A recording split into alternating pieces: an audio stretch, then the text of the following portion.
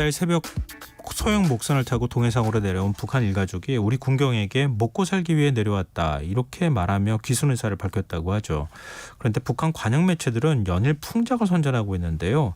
현재 북한 주민들 상황은 어떤지, 향후 탈북 러시로 이어질 가능성은 혹시 있을지 조한범 통일연구원 선임연구위원 연결해서 얘기 나눠보도록 하겠습니다. 위원님 안녕하십니까? 안녕하세요. 네, 이번에 그러니까 지난 24일 속초 인근 해상으로 귀순을 한 거잖아요. 예. 근데 그 소형 목선이 우리나라 어선하고는 많이 달랐다고 하더라고요. 우리나라 어선하고 다른 게 아니라 어선이라고 보기 어려운 수준 있죠. 어선이라고 보기 어려운 수준요? 예, 아마 뭐 자세히 아직 얘기는 안 나왔습니다만은 네. 그 선박용 엔진도 아니었던 것 같고, 예. 아마 경운기 수준의 어떤 그런 엔진 얘기가 나오는 것 같고요. 예. 원래 그 북한의 어선, 뭐 북한의 해군도 사실 뭐 연안해군 아주 조악한 상황이거든요. 예. 그러니까 뭐 GPS나 항법장치나 내비게이션 이런 건 전혀 없고요. 예. 뭐 선실다운 선실도 없는 거고. 그러니까 한 5톤 정도 되는 걸로 보여지는데, 예.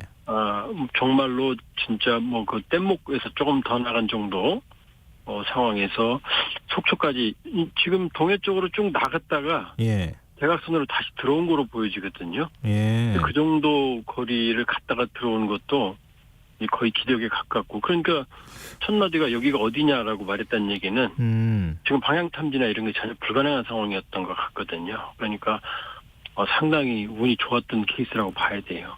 근데 이게 실제로 북한 어민들이 사용하는 어선인 겁니까? 아니면 이번에 귀순을 위해서 뭐 조악하게 배를 만들어 가지고 내려온 겁니까?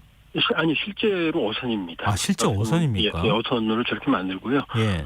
그리고 뭐 아무리 북한이 그렇다 하더라도 5톤짜리 정도를 개인들이 만들어서 수제로 은밀하게 은닉해서 나온다. 이건 어려운 상황이고요. 예. 그러니까 아마 일반적으로 있던 어선을 이제 타고 내려온 것 같고요. 예. 지금 어느 정도냐면 이제 우리 사회에 좀 안 알려진 부분이 하나 있는데, 네. 지금 일본 해안 쪽에는 조금 심하게 말씀드리면 1년에 한 수백 구의 백골 귀신들이 발견이 돼요. 배와 함께. 이게 뭐냐면 예. 동해에서 조업을 하다가 예. 표류한 겁니다. 표류하면 이제 그 해류상 동해 쪽으로 이게 이제 흘러가서 일본으로 보면 서해안에 이제 그 목선들이 발견되거든요. 예. 그래서 아마 인터넷에서 검색을 해보면 굉장히 많은 안타까운 그런 백골 시신들이 발견이 되거든요. 근데 이게 왜 이렇게 되냐면, 네. 말씀드렸다시피 전혀 이 안전장치가 안 돼 있고요. 보통 이런 식으로 어업을 합니다. 그러니까 큰 동력선 하나가 나가면 여기 이번에 온 5톤 정도 되는 그런 전마선들이 여러 대가 딸려 나가요. 아. 그러면 이제 그 동력선들이 이 중간 지점에 나가서 이제 닷을 내리고, 예. 나머지 이제 그 소형 어선들이 조업을 해서 그 동력선에 냉동고가 있으니까요. 예. 거기에 이제 채워놓고 오는 이런 상황인데, 조그만 전마선들이 이제 조금만 멀리 나가면 이제 조난을 당하는 거죠. 그런데 이제 이거는 뭐 불행 중 다행으로 뭐 일본으로도 간다고 그러지만, 서해 같은 경우는 아예 북한 해안으로 가거든요. 지심들이. 네네. 그러니까 뭐 전혀 그 통계가 잡히지가 않죠. 아주 열악하다고 볼 수 있어요. 근데 지난 5월에도 일가족이 어선을 타고 서해를 넘어오는 일이 있었잖아요. 예. 한동안 이렇게 귀순 소식이 잘 안 들렸었는데 최근에 이렇게 좀 늘어나고 있다고 볼 수 있을까요? 일단 귀순 자체 양은 이제 김정은 체제 들어서 절대량 늘었고요. 예. 줄었고요. 뭐 거의 10분의 20분의 수준으로 줄은 상황이고요. 거기다 이제 코로나로 국경을 완전히 닫았잖아요. 예. 그러니까 북한에서 육로를 통해서 중국이나 러시아로 나오는 탈북은 거의 불가능하다. 이렇게 볼 수 있고요. 네. 다만 이제 이 푸시 요인, 북한 안에서의 이번에도 뭐 생활고로 나왔다고 하는 얘기가 나오듯이 북한 안에서의 이제 탈북 요인들은 많이 남아 있거든요. 그런데 국경은 김정은 체제에서 완전히 통제하고 탈북도 막는 정책을 강화했고, 또 옛날에는 국경에 철조망이 없었는데 지금 아주 촘촘히 철조망에 중국, 북한 양쪽 닫혀 있거든요. 네네. 그 육로는 안 되죠. 그럼 이제 남는 건 해상이거든요. 그러니까 올해 해상으로 5월 달에 10여 명 그때도 이제 두 가족으로 보여지는 예. 이쪽 서해 쪽으로 내려왔고 이번에 10월에 동해 쪽으로 이쪽도 뭐 4명으로 추정되지만 어쨌든 두 세대 내지는 3세대 그러니까 부모 그다음에 자식 부부 자식의 부부 세대 그다음에 이제 그 자녀 이렇게 추정이 되거든요. 네. 그러면 제 기억으로 1년에 이렇게 동서해로 가족 단위가 연이어서 온 사례는 기억이 잘 나지 않거든요. 네. 그러니까 탈북이 어려운 상황에서도 그러니까 해상 탈북, 가족 탈북은 육상 탈북이나 개인 탈북에 비해서 매우 어렵거든요. 시간과 돈도 많이 들고 그렇게 본다 그러면 이게 두 사례이긴 하지만 상당히 의미 있는 어떤 그런 내용들이 많이 들어있는 그러니까 북한 내부에 탈북을 압박하는 그런 요인이 많은 상황이 아닌가 일단 현재까지는 그렇게 추정이 가능하네요. 근데 지금 먹고 살기 위해 내려왔다 이렇게 얘기를 했다는 거잖아요. 예, 근데 이게 먹고 살기 위라 자꾸 그대로 해석하자면 굶주렸구나. 뭐 이렇게 또 해석할 수 있겠지만 뭐 자유나 이런 것들도 우리가 그냥 먹고 살기 위해 내려왔다 이렇게 표현할 수도 있는 거니까 이 발언의 의미를 어떻게 해석을 해야 됩니까? 이제 뭐 그분들 얘기를 직접 못 들었으니까 현재까지는 이제 흘러나온 얘기고요. 예. 다만 이제 이렇게 보시면 되죠. 가족 탈북, 그러니까 개인 탈북은 쉽습니다. 자기 몸 하나만 빠지면 되거든요. 네. 그 다음에 개인이 사고를 치면 그냥 혼자서 움직이면 되는 거거든요. 가족은 놓고. 예. 근데 가족 탈북은 뭐냐면 일단 가족이 합의를 해야 되는 거고요. 그 다음에 그러니까 개인 탈북은 뭐 사고나 또 문제를 일으켰거나 아니면 정치적 탄압이나 이런 걸로 이제 정치적 성격이 강하다 그러면 네. 가족 탈북은 철저하게 미래를 위한 거예요. 그러니까 현재의 삶, 자식 세대, 그러니까 더 나은 삶을 그러니까 굳이 말한다면 정치적 원인보다는 경제적 원인이 훨씬 더 큰 겁니다. 그러니까 이번 탈북도 아마 지금 나온 얘기, 뭐 배고파서 왔다 먹고 살기 그 얘기는 뭐냐면은 결국 북한 체제에 미래가 없다라고 하는 판단에 더 나은 미래를 위해서 모험을 한 거고 그렇게 보면 이제 부모 세대, 자식 세대, 그 자녀 세대 3세대로 추정이 되는데 온 가족이 생사를 걸고 온 거거든요. 그러면은요. 그 정도로 어렵다고 봐야죠. 예. 먹고 살기 위해 내려왔다는 말을 그러니까 상대적 빈곤의 개념으로 외부의 어떤 그 정보라든가 이런 거 있잖아요. 뭐 남쪽하고 비교했을 때 우리가 너무 못 산다 이런 것에 대한 불만일 수도 있고 뭐 중국 쪽으로도 그런 정보들이 들어갈 테니까요. 그럴 수도 있고 진짜 기아 때문에 굶주려서일 수도 있을 것 같은데 근데 북한 그 매체들은 올해 예년에 없는 풍작이다 이렇게 선전하고 있잖아요. 또 국제기구도 올해 식량 사정은 괜찮다 이렇게 봤다는 거를 제가 또 본 것도 같은데 기사를 통해서 실제 사정은 어떻습니까? 예. 우리가 보면요. 우리 대한민국 농사도 올해 풍년 아니거든요. 예. 그냥 평년작 수준입니다. 예. 뭐 논농사 정도는 제가 알기로는 큰 풍년은 아니지만 큰 문제는 없는 것 같지만 예. 밭농사 이런 쪽은 비가 많이 와서 많이 고추 이런 거는 탄저병으로 많이 안 좋거든요. 예. 그러니까 올해는 풍년일 수가 없어요. 북한도. 물론 이제 수해나 태풍 이런 게 이제 태풍이 별로 없었죠 올해는. 네. 그런 면에서는 기상 여건이 나쁘지는 않았지만 풍작이라고 할 수는 없다. 근데 이제 왜 풍작이라고 말하냐면 예. 북한이 올해 경제 목표 달성 12개 경제 목표를 세우고 그중에 첫 번째 그 고지 12개 고지라고 그러는데요. 그 첫 번째 고지가 식량이에요. 알곡 고지거든요. 예.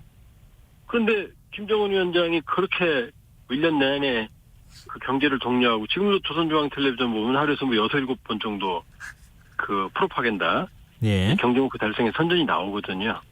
근데 1년 내내 그렇게 떠들었는데 식량 문제 해결 못했다. 그러면 이제 김정은 위원장 권위가 살지 않죠. 실패했다는 거거든요. 네. 그러니까 내용과 관계없이 성과와 관계없이 흉년은 아닌 것 같아요. 그냥 흉년은 아닌데. 예, 평년작 수준 된다고 그러는데 평년작이면 식량 모자란다는 얘기거든요. 식량이 어느 정도 모자랍니까 북한은? 북한인들이 1년에 하루에 한 10,000톤 먹거든요. 네. 그러면 365만 톤이죠. 네. 근데 이제 이것만 있는 게 아니라 가공용이나 종자도 있으니까 여기 한 200만 톤 정도 더 하거든요. 예. 이 정도가 수용량이라고 보여지면 152만 톤 정도 예. 항상 100만 톤은 부족하거든요. 100만 그러면은 톤. 먹는 것만 365만 톤인데 세 끼 중에 한 끼 못 먹는다는 얘기거든요. 네. 그러니까 그 정도로 심각한 거죠. 그러니까 평년작이어도 100만 톤은 부족한 건데 그러니까 지금 평년적으로 보여지는데 풍년이라고 하는 거는 사실 일종의 프로파간다죠. 근데 실제 생활이 어떨까? 이게 좀 더 궁금할 수밖에 없는데요. 그래서 예? 아사자들이 나타나요. 이 정도면은 지금 그럼요. 아니요. 오래됐어요. 어 그러니까 90년대에는 고난의 행군기라고 뭐 북한이 그때 뭐 극복했다고 수십만 명이 만들어낸 죽었다 그러잖아요. 그때 이제 100만 단위도 나오는데 최소한 수십만이 야상한 건 확실하거든요. 예. 유엔에 북한이 보고한 숫자가 20만이 넘습니다. 근데 그 당시에는 배급 체계가 붕괴돼서 대규모 아사가 집단적으로 발생을 했다고 그러면 네. 지금은 이제 가난한 취약계층들이 희생당하는 거거든요. 예. 그러니까 눈에 안 보이죠. 일본이나 대한민국도 가끔 아주 극단적인 그 생활고 사례가 나타나지 않습니까? 예예. 근데 이제 북한은 그런 사례가 상당히 많고요. 근데 이제 여기저기서 90년대 다르게 이제 흩어져서 산발적으로 나오고 북한 당국이 공표를 안 하니까 이게 알려지지 않는 거지. 지금 탈북민들 이렇게 전하는 소식에 의하면 정말 힘들어요. 어느 정도냐면 한 번만 도와달라. 내년에 도와주면 난 내년에 없을 거다. 이런 얘기가 많이 들려와요. 매우 어려워요. 지금 이제 중국하고 국경도 다시 문을 열었잖아요. 예. 그리고 북로 관계도 개선하고 있잖아요. 예. 그러니까 식량 지원을 좀 받을 수 있지 않을까요? 중장기적으로는 도움이 될 수 있겠죠. 그러나 이제 북한 농업 문제는 어제 오늘 일이 아니고요. 예. 첫 번째는 대북 제재. 이게 전방위적인 영향을 미치고 있고 그다음에 김정은 정권 초기에 시행을 했던 일종의 농업 부문의 신양화 정책들이 다 지금 퇴행하고 있어요. 다시 사회주의 성격으로 전환하고 있고 또 옥수수를 이제 주곡이 옥수수인데요. 북한은 예. 쌀과 이걸 밀과 보리로 전환하는 김정은 위원장 명령 때문에 이게 너무 급박하게 하다 보니까 여기서 또 여러 가지 또 그 식량 감산 부작용이 나타나고 있거든요. 예. 그러니까 여러 가지 요인들이 복합적으로 작용을 하고 있고 물론 가장 큰 건 사회주의 계획경제죠. 그렇기 때문에 이 문제는 중국과 러시아와 협력한다고 해결될 문제가 아니죠. 그럼 이번에 가족 단위로 탈북하고 귀순하는 이런 일이 있었지만 앞으로도 이런 일이 좀 더 있을 수 있겠다. 그렇게 생각할 수가 있겠군요. 그러니까 지금은 이 풀요인 외부에서 끌어당기는 것보다 푸시요인 내부에서의 어떤 자력갱생 21세기의 자력갱생이 어디 있습니까? 불가능하죠.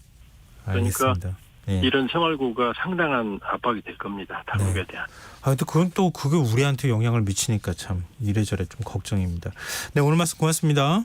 예, 고맙습니다. 예, 지금까지 조한범 통일연구원 선임연구위원이었습니다.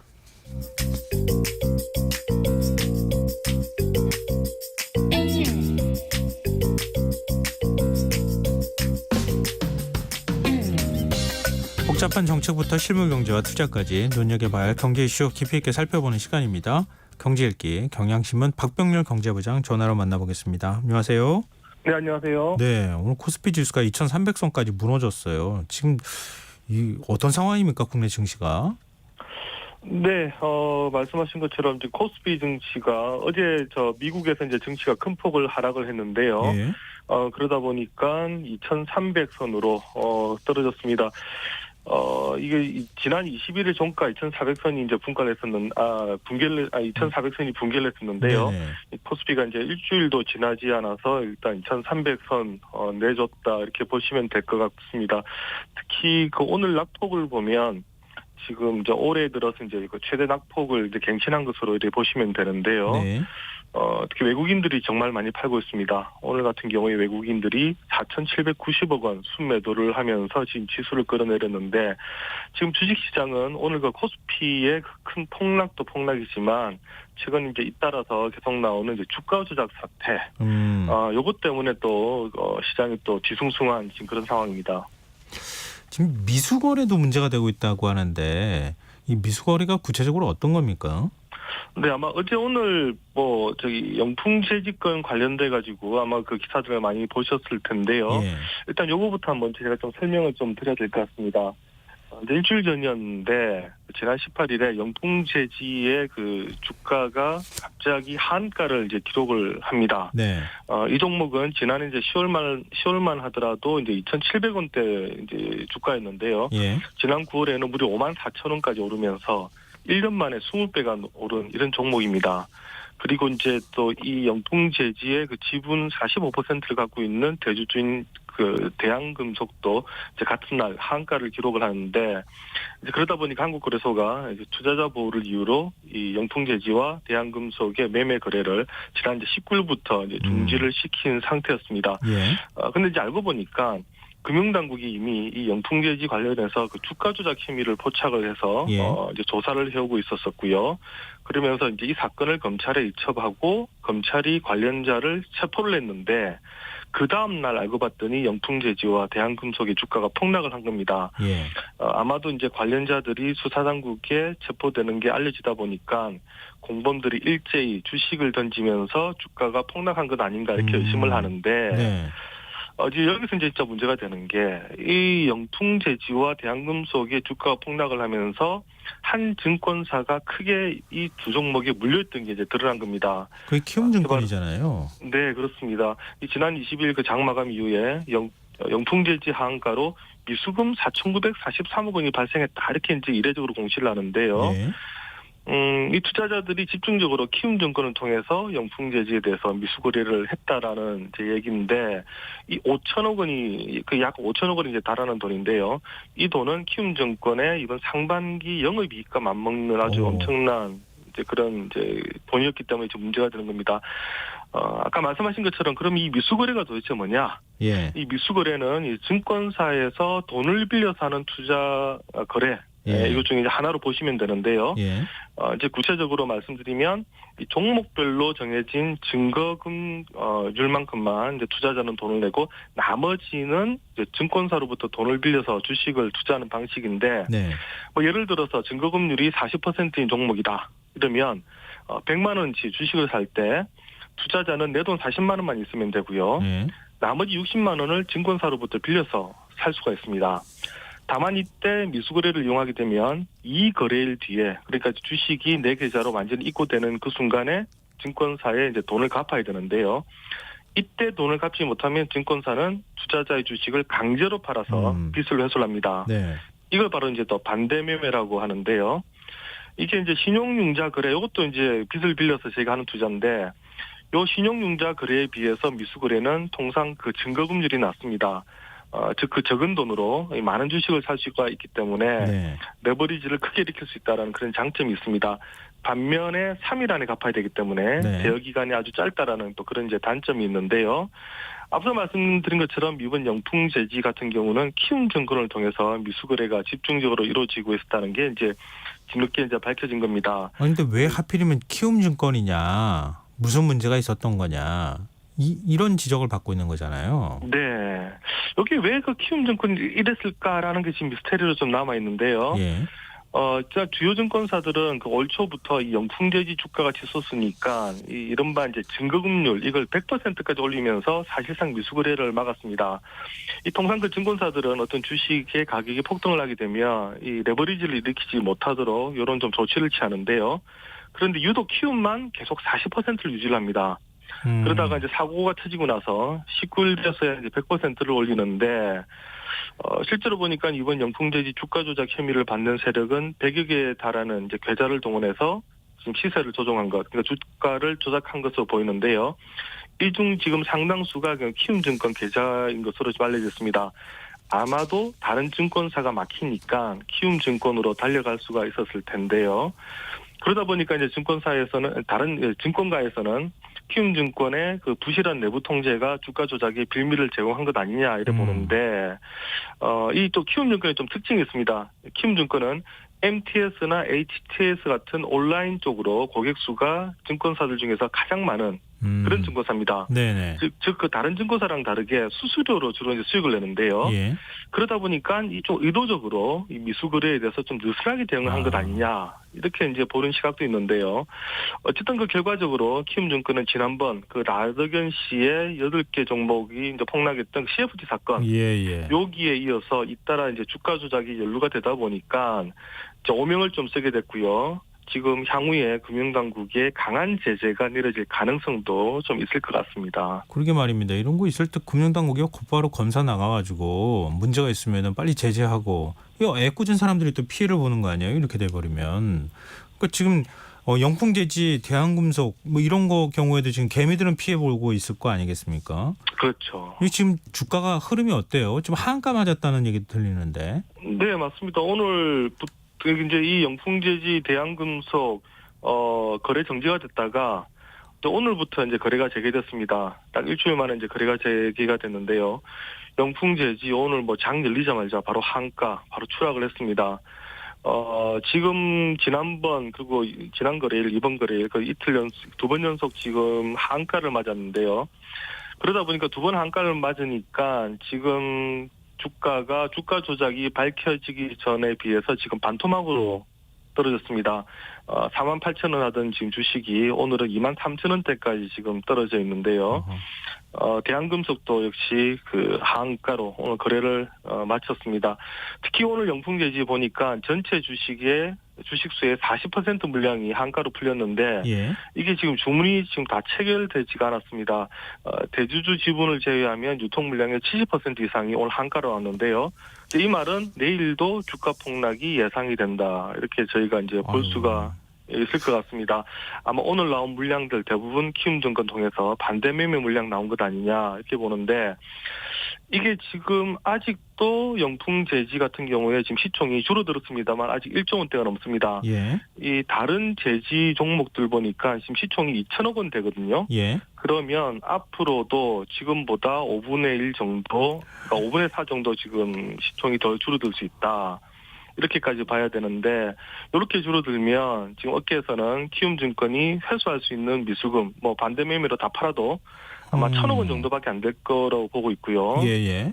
심할 경우에 한 3,000억 원 정도 손실이 날 거라 보는데 아까 말씀하신 것처럼 일단 키움도 키움이지만 요거 믿고 들어왔던 개미들 상당히 피해가 클 수 있습니다. 지금 이렇게 주가가 빠지는데 지금 팔지도 못하고 들고 있어야 되는 상황일 수도 있잖아요. 그리고 지금 키움증권 같은 경우에는 진짜 소탐대시라는 거 아닌가 이런 생각이 드는데 지금 이렇게 주가가 막 떨어진다 그러면은 결국 반대 매매도 늘어난다는 얘기잖아요.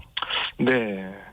지금 이런 주가 조작 세력에 의해서 의도적으로 부풀려진 종목들이 이제 주가가 떨어지면서 반대 매매도 나올 수 있고요.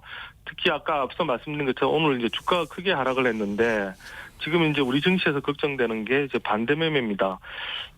지난 20일 기준으로 국내 5개 증권사가 갖고 있는 그 담보 부족 계좌 수 보니까 한 12,000개 정도로 지금 조사가 되고 있는데요. 네.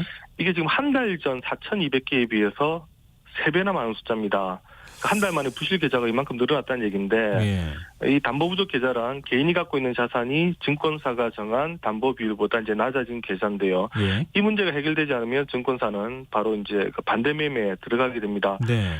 그 2차 전지주 열풍 뭐 지난 9월까지 계속됐었고 그러면서 또 얼마 전까지만 하더라도 또 주가가 반짝 상승하다 보니까 신용융자 거래가 많았는데요. 오늘처럼 지금 주가 2,300이 깨지고 계속 떨어지게 되면 그 후폭풍이 지금 또 기다리고 있는 것 아니냐 이런 우려가 지금 증권가에서 또 나오고 있습니다. 2차 전지주 같은 경우에도 지금 거의 반토막이 났던데 제일 높았을 때하고 비교를 하면 그것도 뭐 불과 얼마 안 되는 기간이잖아요. 그렇죠. 증시 자체가 지금 시장이 나빠지고 있는 상황인데 이런 가운데 또 지금 카카오 사태가 터졌어요. 금감원이 카카오 법인을 고발하겠다고 밝혔다고요? 네, 그렇습니다. 오늘 뭐 금융감독원 자본시장 특별사법경찰, 제가 줄여서 특사경이라 하는데요. 특사경이 이제 카카오와 그리고 카카오 엔터테인먼트 법인 그리고 경영진을 검찰에 기소 의견으로 이제 송치를 했습니다. 이 지난번에 그 카카오랑 그리고 하이브 간 SM 인수를 놓고 그때 이제 경쟁을 벌였었는데요. 네네. 이제 이때 당시에 그 하이브가 SM 주가를 사기 위해서 공개 매수 가격을 제시를 했었는데 요거 못 사게 하도록 카카오가 가격을 억지로 주가 조작을 해서 끌어올렸다. 네. 지금 요거를 지금 특사경이 지금 잡아냈다. 지금 이제 이런 얘기입니다. 그러면서 오늘 같은 경우에 일단 그 김범수 카카오 전 의장은 일단은 빠졌습니다. 처벌에서 빠졌습니다만 예. 뭐 향후에도 조사하고 결과 나오면 이제 처벌할 수 있다 이렇게 밝힌 상태인데 이제 문제는 이제 카카오 법인입니다. 만약 이제 오늘 그 카카오 법인도 이제 검찰에 송치를 한다, 기소 의견으로 송치한다 이랬는데요. 네. 만약 카카오 법인이 처벌을 받게 되면 네. 이거 자칫 잘못하면 카카오뱅크에 지금 지분을 팔아야 되는 그런 상태가 벌어집니다. 대주주가 이런 이제 경제 관련 법령으로 인해서 벌금형 이상의 형사처벌을 받으면 대주주 자격을 잃는데요. 만약에 카카오가 지금 이제 카카오뱅크 지분 27%를 갖고 있는데 이 중에서 이제 10%를 초과하는 물량을 강제로 매도를 하게 되면 이렇게 되면 자칫하면 카카오뱅크에 또 주인이 바뀌게 되는 그런 상황이 벌어지는데요. 그러다 보니까 지금 주식시장은 이래저래 많이 좀 흉흉합니다. 뭐 앞으로도 좀 안 좋겠죠. 좀 시간은 많지 않아서요. 한 30초 정도 여유가 있는데 좀 짧게 정리해 주십시오. 네, 일단 뭐 오늘 주식 2,300 떨어지고 주식시장 분위기 흉흉하고 아마 지금 주식 투자하는 분들 입장에서는 뭐 좀 많이 좀 답답한 지금 그런 네. 상황인데요. 뭐 미국 국채 금리 그리고 안 좋고 어제 같은 경우는 이제 구글의 목요 알파벳 주가 하락하고 지금 이런 상황입니다. 일단 좀 긴 호흡으로 주식시장 좀 지켜봐야 될 때가 아닌가 이런 생각이 좀 듭니다. 지금 당분간은 안 좋을 수밖에 없는 상황인 거잖아요. 그렇죠. 지금 여러 가지가 네, 주식시장에서 지금 좋을 만한 소재가 지금 보이지 않는다라는 얘기인데, 아유, 네, 그런 답답하겠습니다. 상황입니다. 투자자들이. 네, 경제일기 경향신문 박병률 경제부장과 함께했습니다. 오늘 말씀 고맙습니다. 네, 감사합니다. 네, KBS 라디오 김성환의 시사 1부 순서 여기서 마무리하겠습니다. 전 11시 전과 2부에 다시 오겠습니다.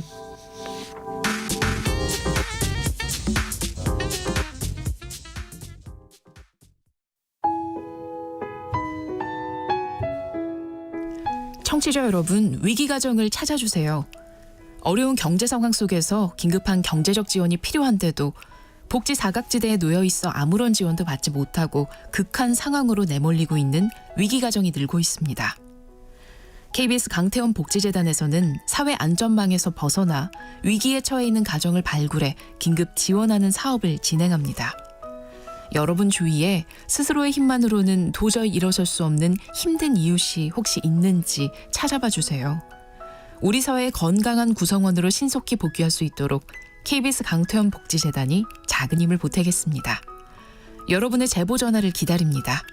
KBS 강태원 복지재단 제보 전화 1533-0900, 1533-0900입니다.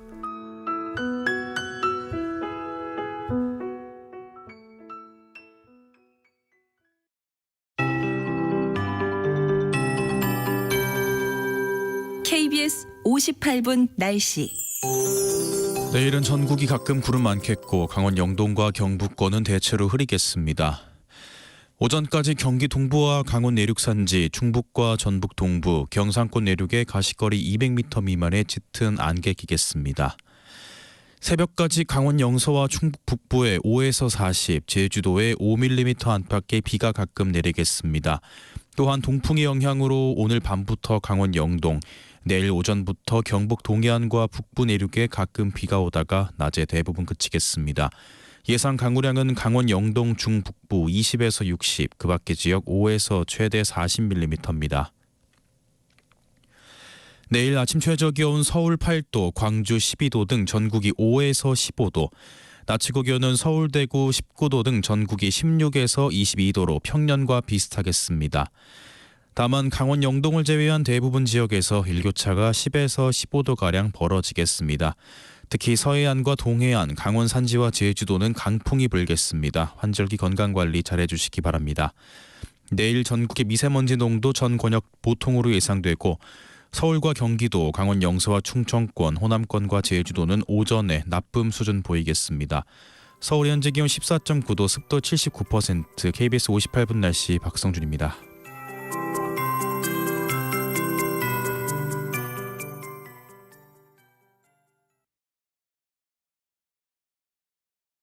정성을 다하는 국민의 방송 KBS가 11시를 알려드립니다. AM 711kHz, FM 97.3MHz, KBS 1라디오입니다. HLKA.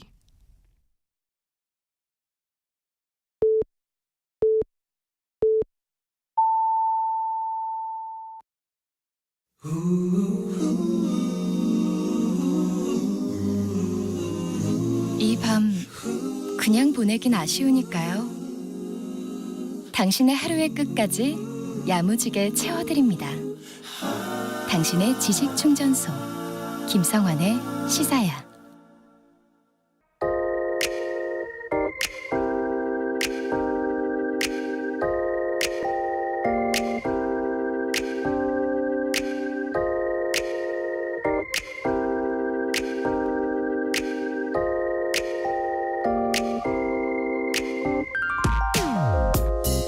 까맣게 잊고 있었던 사건이 어느 한순간 어제 일어난 일처럼 생생하게 떠오를 때가 있습니다.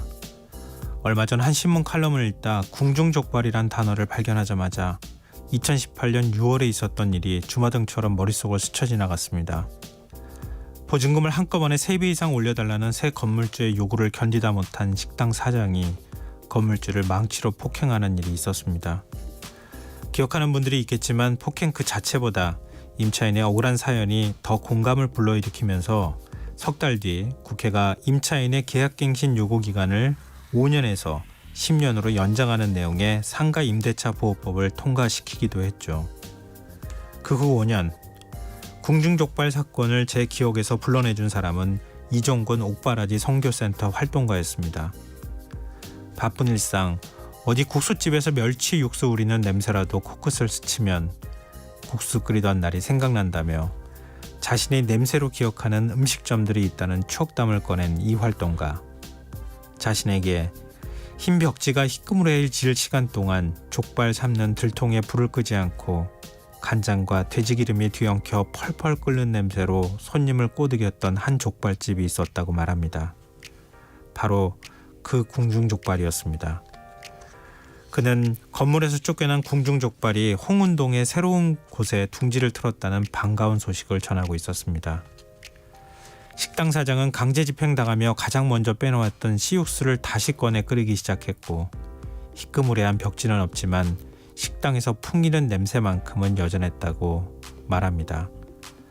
변화도 있었습니다.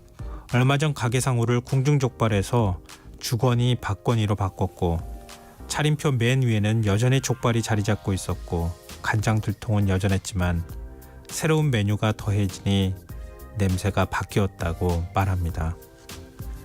그러나 자신이 자주 찾던 서촌의 궁중족발과는 전혀 다른 곳이 되어버린 이 식당에 발길을 끊는 게 아니라 오히려 이곳에서 완전히 새로운 기억을 쌓아 나가리라 마음먹었다고 말합니다.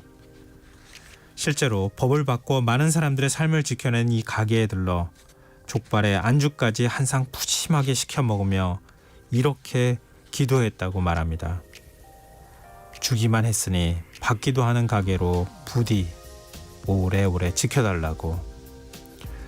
경기 침체와 고물가 여파로 힘들어하고 있을 수많은 자영업자들에게도 이 기도가 큰 힘이 되었으면 좋겠습니다. 지금까지 오늘의 발견이었습니다.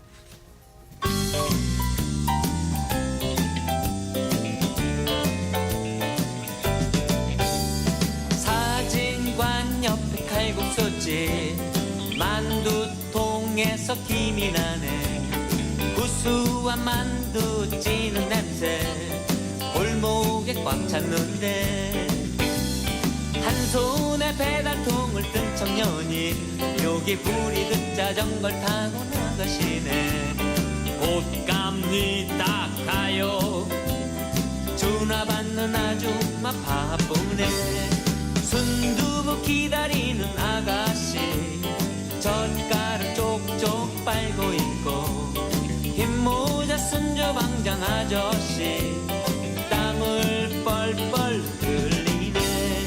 정신없이 국수를 빼다가도 문이 열릴 때마다 인사하네. 어서오쇼 어서오쇼 이쪽으로 자리 내드려요. 바빠요 국수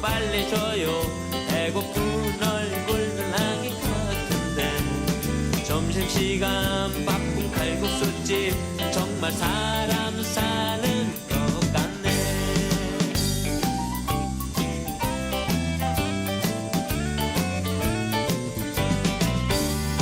지하 다방역 대구탕집 입구에 서서 기다리네. 얼큰한 대구탕 국물 냄새 복도에 꽉 찼는데 한 손에 행주 들고 치워대는 아가씨들 정신없이 뛰어다니는데 옷감리 닦아요 주문받는 아저씨 바쁘네.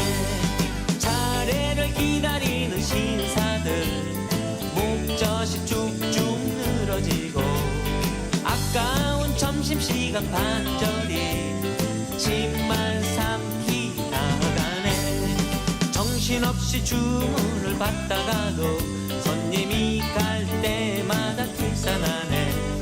얼마입니까? 얼마예요? 다음엔 또 들러주세요. 바빠요 대구탕 빨리 줘요. 배고픈 얼굴들 아기 같은데 점심시간 바쁜 대구탕집 정말 사람 사는 것 같네.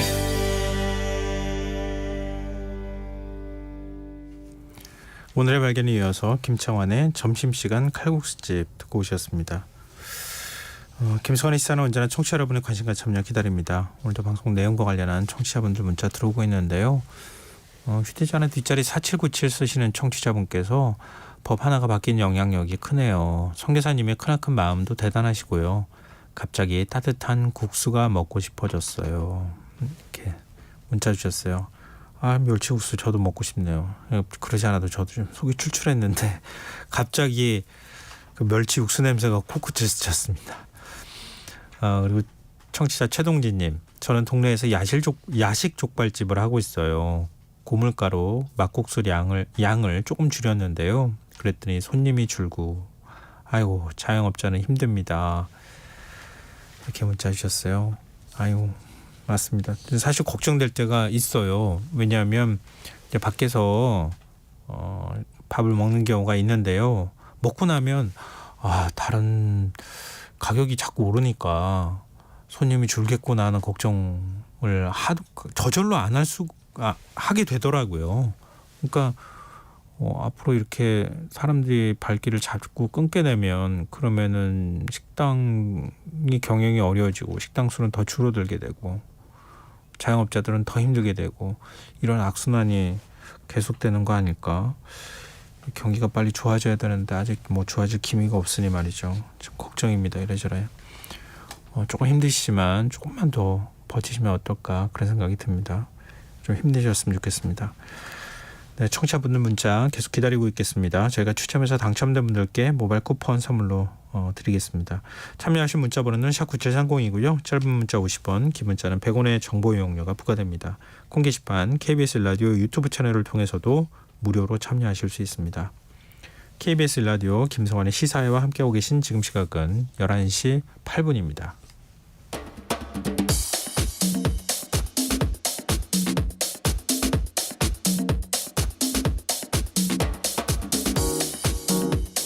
오늘 일어나는 세상 곳곳의 소식들 당일 배송으로 전해드립니다. 밤참 뉴스 이현경 뉴스캐스터와 함께하겠습니다. 안녕하세요. 네, 안녕하세요.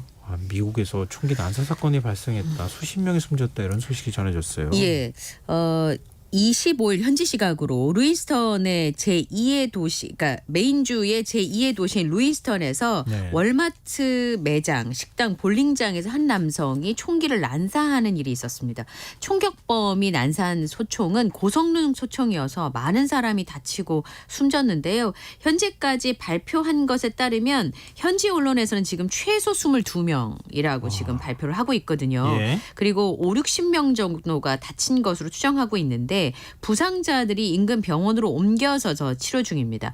루이스턴이 3만 6천 명 정도의 메인주의 제2의 도시인데요.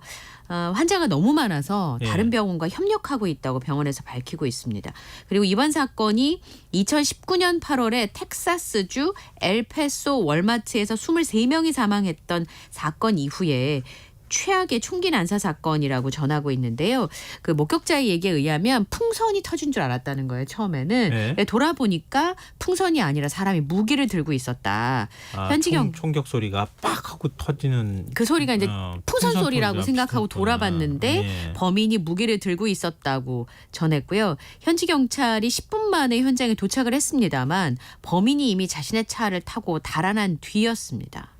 지금 한국 교민들이 뭐 피해거나 그런 소식은 아직은 없는 거죠. 네, 아직까지는 피해 소식이 집계되는 게 없는데요. 예. 용의자가 지금 도주를 한 상황인데요. 예. 용의자는 40살의 로버트 카드라는 인물을 요주 인물로 지목을 하고 범행 현장 사진 등을 공개했습니다. 근데 이 사람이 미 육군 예비군 소속의 교관 자격증도 있는 총기 전문가라고 합니다. 그래서 전 FBI의 설명에 따르면 걷는 방향에서 30도 각도로 목표를 찾는 것들을 봤을 때 예. 굉장히 높은 수준의 전술적인 움직임을 보이고 있다는 겁니다. 지금 미국 동부가 아침이 지나서 오전이거든요. 네. 밤샘 추적을 했습니다만 아직까지 용의자인 로버트 카드를 잡았다거나 의미 있는 검거 작전을 시작했다는 소식은 전해지지 않고 있습니다. 그리고 사건 현장 근처 선착장에서 네. 흰색 SUV 차량 그러니까 그 범인이 타고 도주한 것으로 알려진 차량이 발견이 됐는데 영희의 용의자인 카드 흔적은 뚜렷하지 않은 상황이고요. 방송에서는 이 용의자의 얼굴을 계속 보여주면서 무장 상태다 이걸 네. 강조하고 있습니다. 그러니까 날이 밝았으니까 이제 추적의 속도가 좀 날 것으로 보이긴 하는데요. 어쨌든 지금 밖에 아무도 나오지 말고 집 안에 있어라 지금 계속 방송을 하고 있는 상황이고요. 그리고 현지 경찰 쪽에서 아직까지 정확한 인명 피해 규모도 발표가 안 됐고 예. 한국인 피해는 확인이 되지 않은 상황인데 이 메인주의 루이스턴이라는 도시에는 한인들이 많이 살고 있지는 않다고 합니다. 그래서 외교부나 보스턴 총영사관 쪽에서 현지 한인회 등과 연락하면서 상황을 파악하고 있습니다. 그러니까 보통 이렇게 총기 난사 사건 발생하면은 그 현장에서 사살되는 경우가 대부분이잖아요. 대부분이고 그렇게 본인이 소식이 전해지는데 예. 워낙 지금 뭐 전문가라고 볼 수 있을 정도로 고등 네. 훈련을 받았던 사람이라서 예. 이렇게 지금 도주를 하고 있는 게 가능한 게 아닌가. 그러니까 10분가량 떨어진데 차를 버리고 지금 도주를 하는데도 찾지를 못하고 있는 거잖아요. 그러면 다시 2차 뭔가의 사건이 벌어지거나 이럴 네, 가능성이 그렇죠. 있는 거잖아요. 예. 게다가 여기가 CCTV가 많지가 않대요. FBI까지 지금 동원을 찾고 있는데 네. 그러다 보니까 이제 추적이 좀 쉽지 않은 상황인 것으로 보이고요. 미국에서 예비군은 1년에 2주 동안 현역과 같은 훈련을 받는다고 합니다. 그래서 사실 미국계 내부에서도 네. 이런 우리의 모습이 이해가 안 된다 이렇게 얘기를 하더라고요. 왜냐하면 지금 이제 고성능 소총을 난사했다 그러잖아요. 이렇게 연발이 가능하거나 또 사거리가 길거나 그렇죠. 뭐 이런 고성능 소총의 경우에는 판매를 금지시켜야 된다는 얘기가 네. 끊임없이 나왔었는데 아직도 그거 못 하고 있잖아요. 그러한 단면을 보여주는 사건인 것 같습니다. 더 피해가 커지지 않아야 될 텐데 걱정입니다. 자, 다음 뉴스로 넘어가 보겠습니다. 이거 참 복잡한 사건을 어떻게 설명해 주실지 제가 좀 궁금하기는 해요. 예. 외국에 약탈당해 일본으로 건너갔다가 절도범이 또 다시 또 우리나라로 갖고 왔잖아요. 네. 이 서산 부석사 고려불상이라고 알려져 있었는데 그동안에 소유권 분쟁이 한 7년 동안 있었잖아요. 네. 오늘 대법원의 최종 판단이 나왔어요. 네, 뭐 결론은 일본에 돌려줘야 된다 이렇게 결론이 났습니다. 그것만은 안 했으면 좋겠다 이런 바람들 많은 분들이 생각했을 텐데. 예, 근데 그것만은 안 했으면 좋겠다 했는데 그게 이제 결론이 난 건데요. 네. 이 불상이 1330년쯤에 고려시대 서주라는 지역, 지금 여기가 충남 서산으로 추정을 하고 있는데요. 네. 부석사에 보관이 돼 있던 금동 관음보살 좌상이라고 하는 불상입니다. 근데 이게 여기 있다가 왜구가 약탈해서 일본 쓰시마 섬에 있는 사찰에 있었거든요. 네. 근데 이거를 다시 절도범이 훔쳐온 거잖아요. 2012년에 한국의 절도범이 훔쳐서 우리나라에 반입을 하면서 소유권 분쟁이 시작이 됐습니다. 우선 우리 정부가 밀반입한 거니까 불상을 몰수했거든요. 네. 그래서 일본에 돌려주려고 했습니다. 그런데 2016년에 부석사가 소유권을 주장을 하면서 소송이 제기가 됐는데요. 예. 1심에서 불상이 약탈됐으니까 이건 한국 거다라고 해서 한국의 사찰이 승소를 했는데 2심에서는 불상의 소유권이 일본에 있다라고 판단을 했습니다. 네. 그 이유가 뭐냐면 이 2심에서는 소송 원고인 서산 부석사가 불상을 제작한 서주 부석사와 같다는 게 인정되지 않고 소송의 주체 자격 자체가 사실은 네. 없는 거나 마찬가지인 거 아니에요? 같다고 해도 일본의 관음사가 수십 년 동안 불상을 가지고 있었기 때문에 네. 그 점유한 사실이 인정되므로 원고 패소 판결을 했습니다. 근데 대법원에서 2심 판단이 문제가 없다라고 판단을 한 거예요. 근데 이 그 불상 안에 충남 서산의 예들이민 서주 부석사에서 만들어졌다는 문서가 나오면서 이제 이 소주권 다툼이 시작이 된 거였는데 네. 말씀드렸던 것처럼 2심에서는 취득시효 20년 이상 갖고 있었기 때문에 취득시효가 완성이 됐다라고 하면서 이제 이렇게 됐는데요. 11년간 이 법적 분쟁은 이어졌고요. 일본의 소유권을 인정하면서 끝이 났습니다. 근데 대법원에 설명한 거는 불상을 제작한 서주 부석사는 지금 서산에 있는 부석사가 맞다. 그런데 맞다고 판단했어요. 예, 그거는 2심이 틀렸다고 얘기를 한 거예요. 예. 그런데 약탈한 문화재라도 20년 이상 점유를 하면 소유권을 인정하는 일본 민법에 따라서 일본의 소유가 인정된다. 이렇게 최종 판결을 하게 된 거죠. 많이 가져간 쪽이 이기는 거구나 이런 생각이 한편에 들기도 하고요. 네. 왜냐하면 약탈한 문화재가 많으니까 아직도 네. 일본이 똑같이 그런 논리를 대면 어떡할 건가. 하는 그럼 걱정이 우리나라에서 들기도 약탈해간 하거든요. 문화재는 20년 이상 갖고 있었다. 우리 우린 건데요? 돌려줄 의무가 없다. 이렇게 얘기하면 모든 거를 돌려받을 수가 없는 상황 아닐까요? 그게요. 이거 어떻게 봐야 되나? 예. 조계종에서 뭐라고 합니까?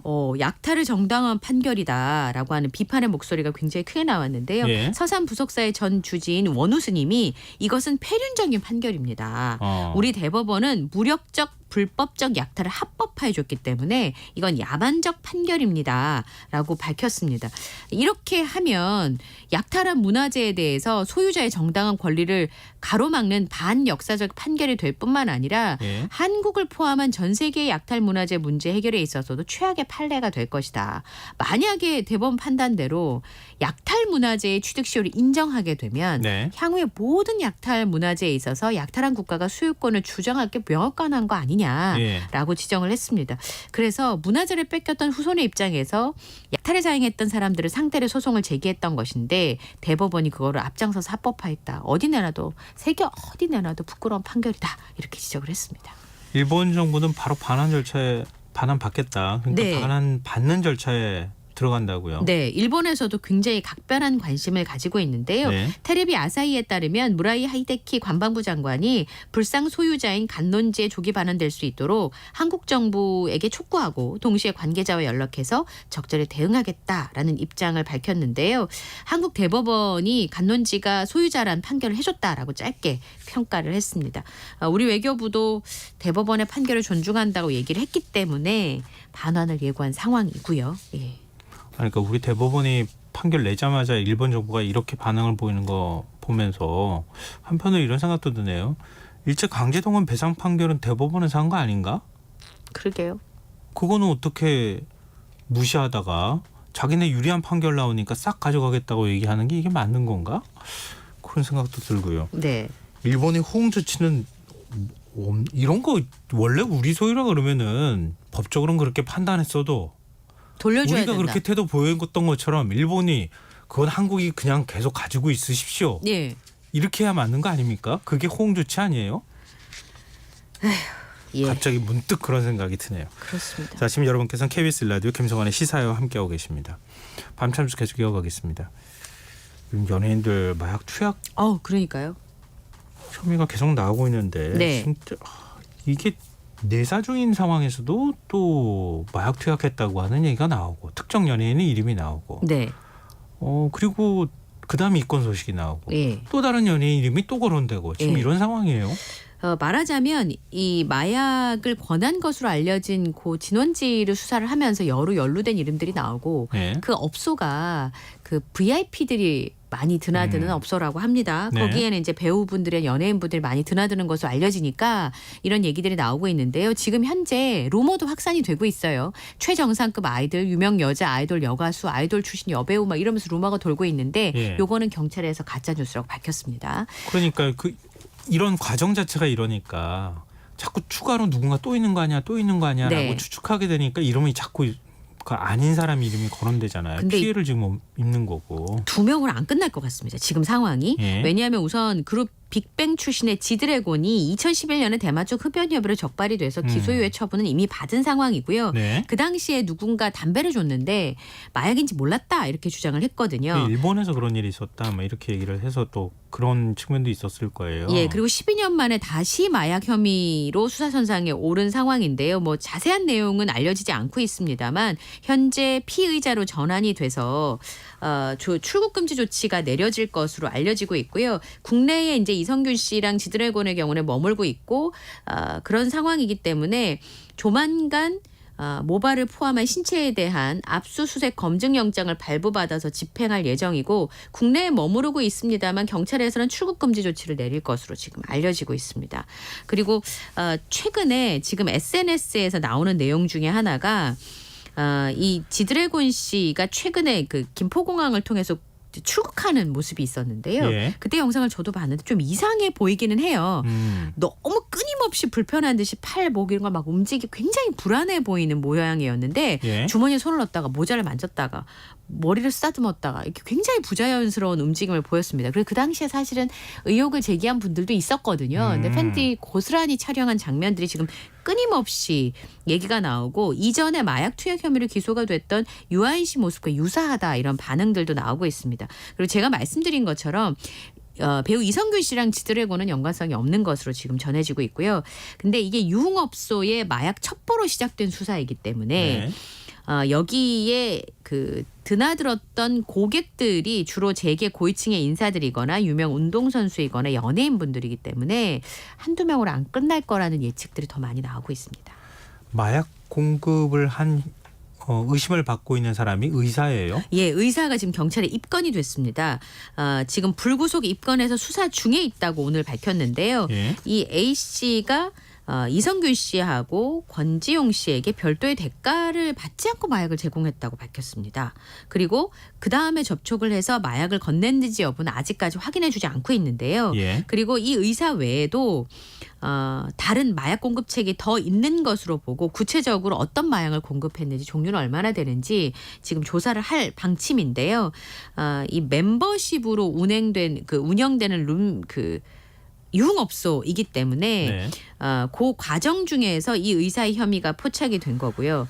아까 말씀드렸던 것처럼 지금 수사선상에 올라간 인물이 모두 10명으로 늘어나게 됐습니다. 그래서 유흥업소 종업원 1명은 입건이 됐고 뭐 이미 알려진 것처럼 재벌가 3세, 작곡가, 가수 지망생 5명은 지금 내사를 받고 있는 상황이고요. 그리고 지금 이성균 씨와 지드래곤은 지금 출국금지 여부를 검토하고 있는 상황이죠. 그러니까 내사 받는 사람들까지 작곡가 뭐 누구 있다 이렇게 해버리면 사람들이 자꾸 추측하게 되잖아요. 그렇죠. 내사는 아직 수사를 안 들어갔다는 얘기거든요. 근데 이런 얘기가 자꾸 흘러나오는 게 이게 맞는 건가 이런 생각이 들고. 근데 뭐 경찰 입장에선 지금 뭔가 의심하고 있는 정황을 파악했기 때문에 이렇게 얘기는 하겠지만 유아인 씨 사례도 지금 구속도 못 시켰던 상황이잖아요. 근데 그런 거 보면 어찌 보면 이 신체 검사, 그러니까 모발 검사나 이런 것들 통해서 이건 정말 마약 검출이 될 정도로 확실하다라고 했을 때 공개를 했었어야 되는 거 아닌가? 그런 생각이 좀 들어요. 왜냐하면 이게 사실 혐의 입증 못하면은 나중에 가서 이 연예인들의 명예나 이런 거 어떻게 보상을 받을 건지 모르겠네요. 그리고 이 펜싱 국가대표를 지낸 남현희 선수 재혼하겠다는 얘기를, 그것도 연하의 남성하고 재혼하겠다는 얘기를 저도 기사를 봤는데 네. 갑자기 스토킹 얘기가 나왔어요. 이게 무슨 얘기입니까? 우선 이 사건은요, 말씀하신 것처럼 한 언론을 통해서 남현희 씨가 남자친구를 공개를 했습니다. 재벌 3세이고 부상으로 은퇴한 승마 선수이고 청년 사업가다라고 소개가 됐는데 이 언론에 공개가 되고 나서 아까 말씀하신 것처럼 나이 차이가 많이 나는 연하의 남성이기도 하고 이력이 특이해서 조명을 많이 받았는데 제보가 막 쏟아지기 시작한 거예요. 그중에서 가장 충격적이었던, 저는 사실이 아닐 거란 생각을 했었던 게 이 전 씨가 여성이라는 얘기였던 겁니다. 왜냐하면 같이 학교를 다녔던 동창생들이 사진을 올리고 한 방송 프로그램에 출연해서 인터뷰한 장면이 언급이 되면서 아니 진짠가? 이런 얘기가 들렸고요. 미국에 승마를 했다고 하는데 강화도에서 학교를 다녔다, 뭐 이런 얘기가 나오기도 했었습니다. 굉장히 재력가라고 알려져 있었고, 남현희 씨가 스스로 그렇게 얘기했어요. 그리고 굉장히 비싼 외제차를 선물을 했고 지금 이제 남현희 씨와 함께 살고 있는데 거기가 굉장히 비싼 주거지였기 때문에 그래서 재벌 3세라는 얘기가 근거가 있나 보다라고 생각을 했었거든요. 그리고 그 재벌 3세라고 하는 그 그룹이 사실 카지노를 기반으로 큰 회사였기 때문에 사실 언론을 통해서 외부에 많이 알려진 곳이 아니니까 그런가 보다 하시는 분들도 많이 있으셨을 거예요. 그런데 제보를 쭉 받아보니까 이 사람이 어쨌든 2018년 4월부터 2020년 1월까지 피해자 10명으로부터 2억 9천만 원을 받아 가로챈 혐의로 재판에 넘겨졌었고 이후에 징역 2년과 8개월의 선고를 받았었고요. 그리고 승마 선수로 활동했다고 주장을 했지만 이력은 남아있지 않은 상황이었습니다. 그래서 이런 얘기가 나오면서 남현희 씨가 이거 사실이 아닌 거 얘기를 하면 강력 대응하겠다는 입장까지 밝혔는데 네. 끝내는 남현희 씨가 이 남자친구인 전청조 씨와 이별한 것으로 보입니다. 예. 언론에 나온 내용과 사기 전과 그리고 사실 성전환한 건 알고 있었다고 남현희 씨가 얘기를 했었는데요. 그것뿐만 아니라 여러 가지 문제가 이제 불거지면서 언론을 통해서 보도가 되면서 이별을 통보했습니다. 그런데 남현희 씨가 이 전창조 씨한테 이별을 통보했는데 어머니 집을 찾아가 소란을 일으켰던 모양입니다. 그래서 문을 두드리고 초인종을 누르고 막 그런 혐의 때문에 경찰에서 스토킹 혐의로 체포가 돼가지고요. 조사를 받았고 귀가를 시킨 상태입니다. 이게 예. 무슨 소동인지 모르겠네요. 마지막으로 이 중국발 스모그 얘기 예. 안 할 수가 없는데요. 목이 칼칼하다고 하시는 분들이 있어요. 그러니까 몸이 뭔지 알더라고요. 목이 칼칼하고 따갑고 하는데 미세먼지 농도가 좀 짙어지고 있습니다. 스모그가 우리나라에 영향을 주기도 하고 안개가 겹치면서 호흡기가 더 안 좋아지는 상황인데요. 초미세먼지 농도가 굉장히 높습니다. 전국적으로 보통 수준을 보이고 있는데 일부 지역의 초미세먼지 농도가 종일 나쁨 수준을 유지하고 있습니다. 근데 오늘 밤에 북서풍에서 불어오는 바람을 타고 중국발 스모그가 유입될 것으로 보이는데요. 그래서 서울을 포함한 수도권, 강원, 영서, 충청, 호남, 제주도는 내일 오전까지 초미세먼지가 나쁨 수준을 보이겠다고 합니다. 올가을 들어서 처음으로 초미세먼지 농도가 짙어지는 거고요. 내일 낮부터 상층에서 차가운 북풍이 몰려오면서 대기질은 회복될 것으로 보입니다. 네, 목이 좀 불편하신 분들은 마스크 착용하시는 것도 하나의 방법이 되겠네요. 자, 오늘 밤탐스 여기까지 하겠습니다. 지금까지 이영경 뉴스캐스터와 함께했습니다. 고맙습니다. 감사합니다.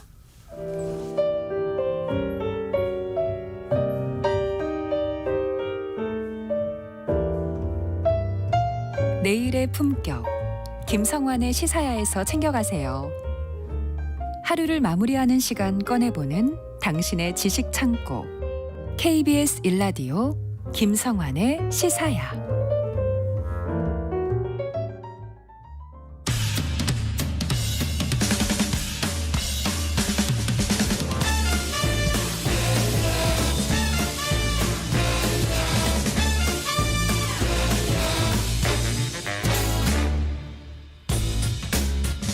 매주 목요일 흥미로운 공연을 소개해드리는 시간이죠. 일상 속 활력을 찾아내는 시간, 무엇이든 보러 가세요. 공연 제작사랑 안용수 대표 오늘도 역시 함께하겠습니다. 안녕하세요. 예, 안녕하십니까. 오늘도 흥미로운 공연 소식을 전하기 위해서 달려온 공연 알림이 안영수 인사드리겠습니다.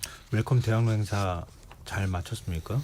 아니요, 내일이랑 모레까지요. 모레까지요? 네, 토요일이 폐막입니다. 어쩐지 얼굴이 하숙해졌네요. 저요? 네. 오늘 거울 보면서 괜찮다고 생각했는데. 그런가요? 공연 사회보고 네. 너무 바쁘게 지내니까. 저희 회사에서 하는 이제 그 공연이 하나가 끝났고요. 네. 새로운 새로운 공연이 11월 1일 날 시사에서 소개해드리겠지만 네. 올라갈 예정이어서 요 사이가 약간 바쁜 시기이기도 하고. 근데 요즘 괜찮은데. 방금 전에 공연 보고 와서 그럴 수도 있어요. 공연 보고 오면 생각보다 꽤 에너지 소모가 되는 것 같아요. 예. 이 관객들이 이 공연을 왜 좋아하는지 이제 제가 눈치를 채야 되니까 좀 집중해서 보다가 와서 그런지 몰라도 헬스기 다이어트라고 아시죠? 방송 끝나고 예. 제가 국수 한 그릇 사드릴 테니까 같이 드실래요? 집에 가서 라면 먹고 자려고요. 저랑 싫다는 말씀이시군요. 알았어요. 다음에 날짜를 좀 잡아보도록 하겠습니다. 자, 웰컴 대학로 행사는 이제 마무리가 됐으니까 혹시 더 소개해 주시거나 하실 말씀이 있으세요? 웰컴 대학로 이야기를 하셨으니까 내일이랑 모레 야외에서 오후 2시부터 7시까지 그리고 토요일 날은 그 비슷한 시간대에 이제 야외 무대가 계속 있거든요. 프린지 행사가요. 아직도 행사 좀 재밌겠는데요. 네, 그 다양한 공연들 서커스 1인 서커스 막 이런 공연들이 많이 있으니까 오늘 조금 전에 비 와서 날씨가 조금 추워질 것 같긴 한데 그래도 좀 시간 내셔서 오시면 그 야외에서 그 분위기를 좀 느끼셨으면 좋겠고요.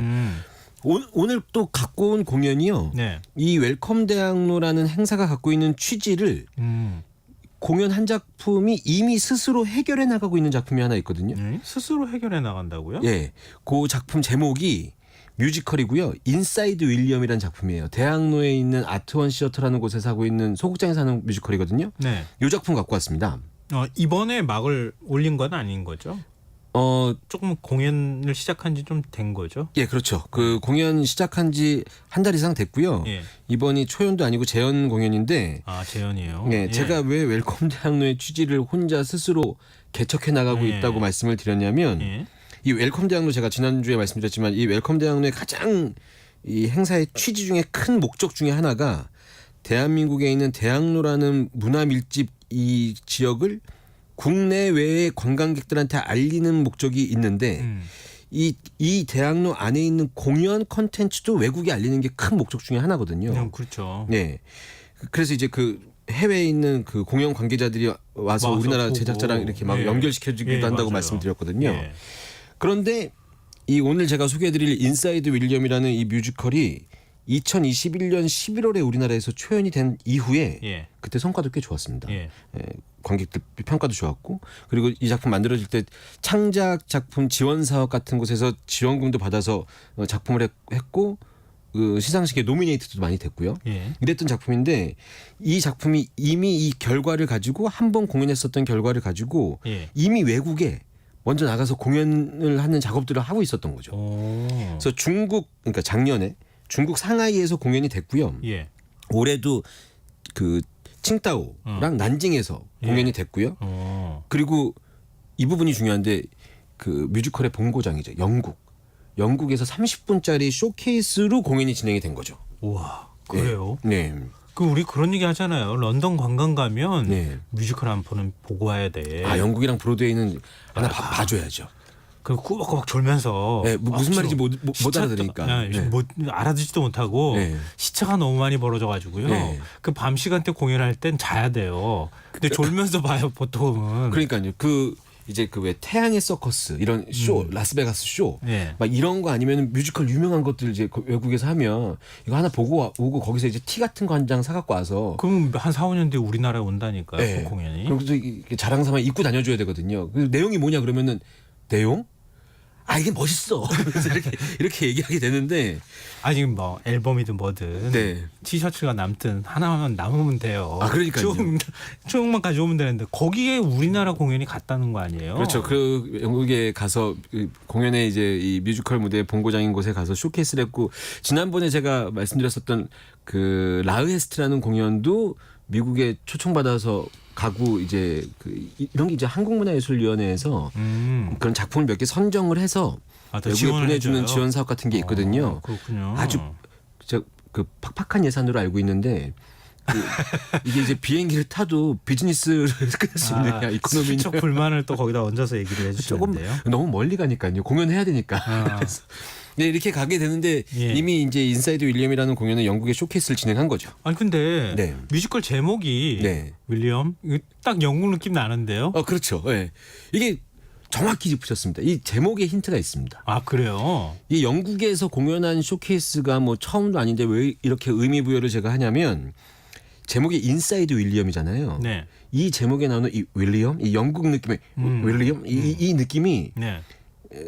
영국의 대문호 네. 윌리엄 셰익스피어를 얘기하는 겁니다. 아 그래요? 네, 네. 그래서 이제 이 영국에서는 자기네 나라의 자랑이잖아요. 전 세계적인 그렇죠, 자랑이 그렇죠. 대문호니까. 그럼요. 이제 이 윌리엄 셰익스피어의 이야기를 저 대한민국이라는 나라에서 대한민국 그럼 BTS인데 대한민국이라는 나라에서 윌리엄 셰익스피어의 이야기를 가지고 만들었다고 하는데 윌리엄 셰익스피어가 만들어낸 그 햄릿이나 로미오와 줄리엣이나 맥베스나 이런 거를 정식으로 공연한 팀들은 많았지만 뭔가 바꿨다는 거죠. 그래서 이제 이 나라에서도 이 작품을 하는 게 굉장히 저희한테도 어떻게 볼까 좀 기대가 되기도 하고 예. 궁금하게 된 거죠. 재밌네요. 또 이렇게 인연이 닿고 또 우리가 작품을 이렇게 만드니까 관심을 보이네요. 그렇죠. 그리고 30분짜리 쇼케이스를 한 다음에 그쪽에서도 보고 괜찮았던 거죠. 그래서 영미권 관객들이 즐길 수 있도록 이 작품의 영어 대본을 지금 개발하고 있는 중이라고 제작사에서 들었습니다. 그렇군요. 예. 그 지난번에 마리 퀴리 얘기도 해주셨잖아요. 예. 그건 폴란드에서 맞아요. 제가 잠깐 말씀드렸었는데. 예. 우리 그 학창 시절엔 퀴리 부인 이렇게 불렀잖아요. 그렇죠. 지금은 이제 근데 폴란드 사람이잖아요. 예. 폴란드에 가서 마리 퀴리 공연을 했고 폴란드에 있는 많은 사람들이 그 공연 보고 기립박수를 치고 근데 이건 역사적인 인물인데 저희가 그렇게 한 거니까. 그러니까 대학로 공연들이 제작사들이 뭐 우리 작품 사갈 만한 나라 걸 하나씩 다 개발해가지고 일단 세계적인 나라들 나라의 도시별 위인들 한 명씩 뽑아다가 해외 진출을 위해서. 그런데 그런 작업 중요한 것 같아요. 네. 저희가 알고 있는 이 위인들의 이야기 말고 그 숨겨진 이야기들은 굉장히 재밌는 얘기들이 많으니까. 네. 근데 우리 겉돌 지금 엉뚱한 얘기만 계속 하고 있는 것 같고. 중요한 얘기들 많이 한 겁니다. 인사이드 윌리엄 예. 어떤 작품인지도 설명 작품 좀 얘기요. 해주세요. 그러네요. 예. 제가 조금 전에 말씀드렸는데 2021년에 이 작품이 개발이 됐는데 2021년에 작품으로 만들어지기 직전에 이 시놉시스가 관계자들한테 이렇게 좀 그 얘기가 돌았을 때 관심도가 굉장히 높았었어요. 근데 그 여러 가지 이유가 있었겠지만 제일 중요한 이유는 시놉시스만 들었는데도 이 작품이 너무 재밌어 보이는 거예요. 시놉시스는 굉장히 짧잖아요. 문장 몇 문장 안 되는데. 그러니까 누가 인사이드 윌리엄 그게 무슨 작품이야 이렇게 물어보면은 하면서 간단하게 얘기해 주는. 그렇죠. 1분 안에 풀어봐. 그렇죠. 뭐 이렇게 되는 거죠. 요 얘기만 딱 들었는데 저도 얘기 듣고 이거 재밌겠는데? 이걸 왜 니네가 해? 내가 해야지 막 이렇게 생각할 정도로 이렇게 불어했었던 기억이 있었습니다. 시놉에 어떤 얘기가 써 있길래 그래요? 제가 말씀드릴게요. 일단 시놉시스 말씀드리기 전에 아주 간단하게 우리가 알고 있어야 될 상식이 있는데 우리 진행자님은 당연히 아실 것 같고 방송 들으시는 분들도 다 아실 만한 얘기인데 그래도 말씀드려야 되는 것이 이 윌리엄 셰익스피어가 쓴 여러 가지 작품 중에서 가장 대표적인 작품 중에 두 가지. 하나는 아버지를 죽인 숙부, 이 숙부를 복수하기 위한 이야기. 바로 햄릿이죠. 그리고 그 절대 이어지면 안 되는 두 가문의 이어질 수밖에 없는 로미오와 줄리엣. 이 두 가지 이야기만 아시면 되거든요. 그럼 상식이니까 거의. 그렇죠. 뭐 청취자분들도 다 아실 것 같고 그 정도는. 이건 모르기가 너무 어려우니까. 그래서 요 내용만 아신다고 가정하고 제가 이 윌리엄 셰익스피어 그 인사이드 윌리엄이라는 뮤지컬에 대한 내용을 좀 말씀드릴게요. 일단 이 셰익스피어가 그 시대의 사람들한테 엄청난 기대를 받으면서 작업을 하고 있는 작가입니다. 설정상. 실제로도 그랬고. 근데 사실 셰익스피어는 작품을 이제 히트를 칠 만한 작품을 만들어야 되는데 스트레스가 너무 심한 거예요. 그럴 수 있죠. 이 작품이 내가 이번에 쓴 작품이 대중들한테 사랑을 받을 수 있을까? 이런 고민이 많이 될 거 아니에요. 그래서 윌리엄 셰익스피어가 결국 이번에는 이대로만 쓰면 성공할 수 있다라는 작법서를 보고 그대로 따라서 작품을 쓰기 시작해요. 이러면 무조건 성공한다고 하니까. 그러면서 이제 동시에 두 작품을 집필하게 됩니다. 그게 햄릿과 로미오와 줄리엣 이 두 작품을 직접 쓰게 되는 거죠. 그런데 이제 극 중에서 보여질 때는 햄릿이 이제 그 셰익스피어가 햄릿에 대한 내용을 쓰게 되면 극 중에 햄릿을 맡은 다른 배우가 딱 나와서 햄릿 톤의 발성으로 이제 연기를 하는 거예요. 뭐 예를 들어서 이 연극은 숙부에 대한 복수의 극이다. 막 이렇게 얘기하면서 연극 한쪽 귀퉁이에서 셰익스피어가 막 쓰고 있으면은 배우가 나와가지고 그 쓰는 내용을 막 연기하고 있다고요. 셰익스피어가 이 작품의 주인공의 이름은 햄릿이다. 그러면 이제 햄릿이 딱 나가고 칼을 큰 거 차고 덴마크의 왕자 이러면서 나가고 이 연극은 뭐 이러면서 이렇게 얘기하는 거죠. 이런 톤으로. 햄릿이 원래 그래요? 원래는 모르죠. 저희가 본 적은 없으니까. 이렇게 표현을 하는 거고 또 다른 편에 다른 쪽 이제 집필하는 로미오와 줄리엣을 막 이렇게 쓰고 있으면 줄리엣은 항상 로미오만을 사랑했다. 그러면은 로미오 당신의 이름은 왜 로미오인가요? 막 이런 거 있잖아요. 이런 식으로 이제 이걸 표현을 하기 시작해요. 여기까지는 저희가 아는 내용대로 셰익스피어가 굉장히 스트레스를 많이 받았구나. 요 정도 설정만 가지고 들어가게 되는데 어느 날 이 극중극에 나오는 등장인물의 어떤 그 개연성을 설명하기 위해서 셰익스피어한테 이거 어떻게 할 거야? 라고 물어봤더니 셰익스피어가 모르겠어 그냥 바람이 좀 불었다고 하지 이렇게 멘트를 하기 딱 시작하면 네. 바람이 확 불기 시작해요. 아. 근데 이 바람이 부는데 하필 이 바람이 실제로 부니까 예. 세익스피어가 작업하고 있었던 햄릿과 로미오와 줄리엣 예. 이 두 작품의 원고가 바람에 날려서 섞이기 시작하는 거예요. 그러니까 이 두 작품이 섞여요. 예. 그러면서 극 중에 나왔었던 햄릿 그리고 로미오와 줄리엣에 나왔던 로미오와 줄리엣 이 세 명의 배우가 막 무대를 휘젓고 다니면서 어느 순간 한 장소에서 이 세 명의 등장인물이 만나버리게 되는 겁니다. 예. 그러니까 이 자체가 이제 코미디가 되는 거죠. 이상한 상황극이 펼쳐지게 돼요. 그러면 줄리엣이 로미오를 안 좋아하고 햄릿을 좋아하고 막 이렇게 되는 거예요. 그렇게 가면은 이제 좀 뻔한 스토리죠. 그래요? 거기서 한번 꽈야죠. 그래서 이렇게 만나게 되는데 캐릭터들이 어느 순간 자기도 잘 알지 못하는 장소에 와버렸으니까 예. 당신은 누구냐? 나는 햄릿이다. 뭐 나는 로미오다. 나는 줄리엣이다. 이렇게 얘기하게 되는데 그때 햄릿이 로미오를 딱 봤는데 로미오는 줄리엣과의 어떤 사랑의 대화를 나누기 위해서 너무 아름다운 언어를 쓰는 거예요. 근데 햄릿이 그 모습을 보면서 자기는 덴마크의 왕자로서 그 숙부에 대한 복수를 해야 되는데 이 로미오의 미사오그를 보면서 너무 아름다운 말들이다 그러면서 자기는 시인이 되고 싶어해요. 줄리엣은 로미오만 바라보는 거였는데 그런 상황을 보고 칼을 보면서 칼에 더 관심을 갖게 되고 이렇게 자기가 이 캐릭터들이 자기가 진짜 원하는 게 무엇인지 이 극중 안에서 자기 자신의 어떤 마음을 찾아가게 되는 거죠. 이런 식의 이야기로 만들어지는 스토리입니다. 그런데 세익스피어는 이제 이걸 원래대로 다시 돌려놔야 되는 거죠. 요런 상황적인 코미디 그리고 이 안에 캐릭터들이 보여주는 메시지 이런 걸로 만들어진 공연입니다. 딱 여기서 잠깐 하고 이제 광고 들어가듯이 음악을 한번 듣고 그다음에 지금 숨이 가빠지고 있으니까요. 음악 듣고 와가지고 얘기 이어갔으면 좋겠어요. 알겠습니다. 어떤 노래 한 곡 들어보면 좋을까요? 방금 이 세 명의 캐릭터가 섞였잖아요.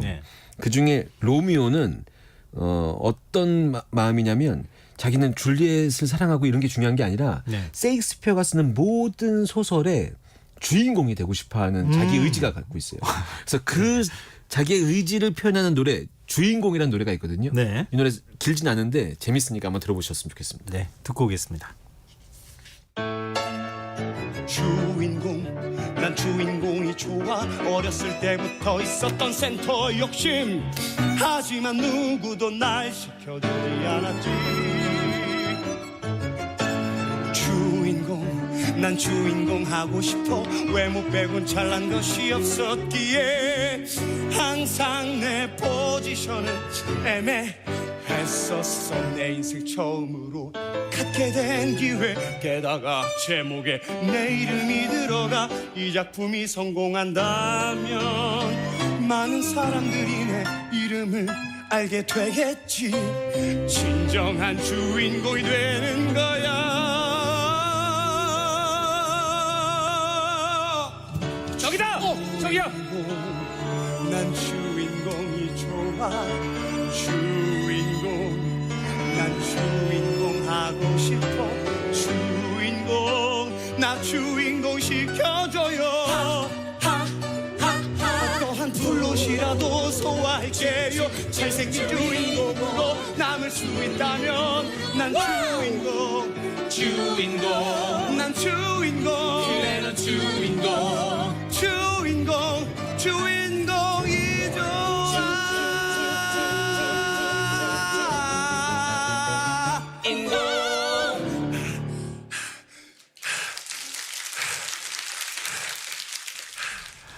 뮤지컬 인사이드 윌리엄 가운데 주인공이란 넘버 함께 들어봤습니다. 저는 사실은 지금 우리 뮤지컬 이 노래 들으면서 여기 저기다 이거 저는 한번 해보고 싶어요 이렇게 얘기했는데요. 마지막에 이 숨소리가 그냥 넘어갔네요. 이게 좀 맨 마지막에 박수 소리도 살짝 섞여서 녹음돼 있는데 이게 아마 공연 실황일 거거든요. 이게 그 설정이기도 하고 실제로 배우들이 숨가빠서 하는 소리이기도 하는데 약간 주인공 넘버잖아요. 요즘에 아이돌 노래 끝나고 나면은 그 엔딩 포즈 같은 거 있잖아요. 그거 굉장히 중요하다고 그러더라고요. 그거 중요하죠. 그 관객들을 몰입감을 확 주니까. 게다가 소극장이어서 관객들이 배우들이 땀 흘리면서 부르는 걸 직접 본단 말이에요. 이건 힘이 예전에는 힘이 들어도 힘 안 든 척 해야 되는데 지금 힘이 좀 덜 들어도 힘든 척 해주고 땀이 좀 굵은 땀방울이 흘러줘야 관객들이 만족도가 좀 높아지고. 우리 만화에서 그런 거 나오잖아요. 네. 끝날 때쯤 돼서. 아, 그렇군요. KBS 시사야 밤 11시 44분에 진행자가 숨을 헐떡이는 소리를. 왜 그러지? 이제 정신 차려야 될 것 같습니다. 예. 참, 이 작품 만든 제작사 네. 뮤지컬보다는 연극에 더 집중을 해왔던 것이라고요? 이 부분이 제가 불만이라고 맨날 제작사에 가서 얘기하는 건데. 네, 왜요? 제작사가 이름이 연극열전입니다. 아, 제작사 이름이요? 네, 이름 자체가 연극열전인데 자꾸 뮤지컬을 만들어요. 그래서 우리 영역에 침범하지 말아라. 뭐 이렇게 오늘 낮에도 잠깐 만나서 얘기했었는데 예. 이 연극열전이라는 이름을 들어보신 분들이 꽤 있으실 거예요. 그 내년이 2024년이 연극열전이라는 회사가 이제 20주년 되는 해거든요. 꽤 더 오래됐네요. 예, 그러니까 그 19년 전에 연극열전 처음 시리즈가 만들어졌을 때 굉장히 유명한 배우들 그리고 유명했었던 연극 작품들을 어떤 시리즈로 이렇게 올려서 한동안 굉장히 이슈가 됐었고 그게 이제 20년이라는 세월을 버텨온 거죠. 아, 그럼 참 대단한 일이에요. 네. 왜냐하면 워낙 공연이 어려웠던 시절도 있었잖아요. 그렇죠, 많았죠. 네, 뭐 그냥 배우들 거의 뭐 그냥 한 달에 몇십만 원씩 받고 공연하고 그러던 시절도 있었고. 네, 아직도 그런 팀이 있긴 있는데 예전에 비해서는 굉장히 많이 좋아졌고 그 힘든 시기를 다 겪었으니까 네. 거쳐오면서 성장한 거잖아요. 맞습니다. 지금도 어떤 특정한 그 팬이 많은 어떤 스타가 공연에 나오면 그 스타가 공연에서 빠지면 팬들이 그냥 싹 사라지는 것이 아니라 그 기회로 공연을 봐서 공연의 매력을 좀 계속 느끼시고 싶으신 분들은 계속 공연을 찾으시니까 네. 굉장히 큰 역할을 했었던 것 같고요.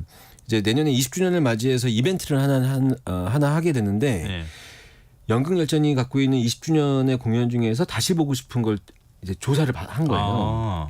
전 이런 이벤트 굉장히 좋아하거든요. 이게 그 약간 소통의 이벤트 같은 느낌이어서. 원래 뭐 단골 사회자시니까 그런 네. 거 잘하잖아요. 그래서 여기서 이제 그 선정된 작품이 연극 마우스피스, 뮤지컬 웨이스티드, 연극 킬러로지, 연극 보이지 않는 손, 연극 렁스 이런 작품들이 이제 선정이 돼서 이 작품을 20주년을 맞이하는 내년부터 2, 3년 사이에 차례대로 올리려고 이 제작사가 준비 중이에요. 그걸 다시 올린다고요? 예, 예. 관객들이 원한다면 20주년을 맞이해서 이거보다 훨씬 더 좋은 이벤트가 없을 것 같다라는 어떤 제작사의 그 관객의 소리를 듣고 있는 예. 그런 이벤트인 거죠. 근데 이제 관객들 좋아하겠는데요. 엄청 좀 반가운 소식이죠, 이벤트로. 예. 그리고 이제 이 제작사 자체에서 다시 올리고 싶은 공연 5개를 더 선정해서 예. 10작품을 2, 3년 사이에 이제 좀 차례대로 올리려고 하는 계획인데 이 제작사에서는 연극 M 버터플라이, 연극 톡톡, 연극 프라이드, 연극 킬미나우, 연극 웃음의 대학 이런 작품들을 지금 10작품 정도로 준비하고 있다고 얘기를 들었습니다. 근데 이거 가능합니까? 예, 뭐 대관해서 2, 3년이니까요. 당장 그래도 편수가 너무 많은 거 아니에요? 근데 보통 한 번 연극 올리려면 네. 이거 연습하는 기간이나 이런 거 감안하면은 꽤 오래 걸리지 않나요? 그렇죠. 공연하는 기간은 2개월에서 3개월 정도 평균 잡고 네. 연습 기간도 2개월 정도 잡으니까 1년에 많아봐야 4작품 정도 하는 거거든요. 그렇죠. 근데 이게 그것도 지금 많을 것 같은데. 예, 10작품이니까는 2, 3년 사이니까 아마 텀을 둬서 할 수 있을 겁니다. 그 연극열전이라는 타이틀이 제작사 이름이 중요한 게 아니라 네. 공연을 사랑하시는 분들한테 해야 되는 작업 중에 하나인 것 같아요. 20년 동안 버텨오면서 그동안에 제작사의 인지도도 많이 높아졌을 거고. 그렇죠. 그 관객들 입장에서는 네. 좀 지켜주고 싶은 마음도 있을 거고. 네, 그리고 이렇게 큰 타이틀이 있으면 조금 덜 알려진 공연도 더 알려질 수 있는 기회가 돼서 예. 이런 프로젝트들이 계속 좀 꾸준히 있었으면 좋겠어요. 요즘. 그런 거 있잖아요. 나도 생각하지 못했는데 대박이 나더라. 뭐 이런 것처럼. 네네. 혹시 예전에 공연했던 건데 예. 아니, 관객들한테 감사합니다 이런 뜻으로 다시 올렸는데 대박이 그러면 진짜 제작사 정말 좋죠. 너무 좋죠. 이게 공연이 제가 시사에 나와서 하는 큰 이유도 공연을 알릴 수 있는 매체가 별로 없는 게 그 가장 큰 이유였었거든요. 네. 근데 공연이 이제 재연되고 사면되면서 그 전에 공연 봤었던 분들의 입소문이 이제 홍보 효과가 돼서 나오는 거라서 이런 프로젝트가 다른 뮤지컬도 여러 가지 뭐 열전이든 페스티벌이든 어떤 기획 공연이든 뭐 이런 식으로 많이 좀 이어졌으면 좋겠다는 개인적인 바람입니다. 근데 뭐 지금 이제 이 제작사도 그렇지만 예. 안영수 대표도 살아있는 화석이잖아요. 화석까지는 아니에요.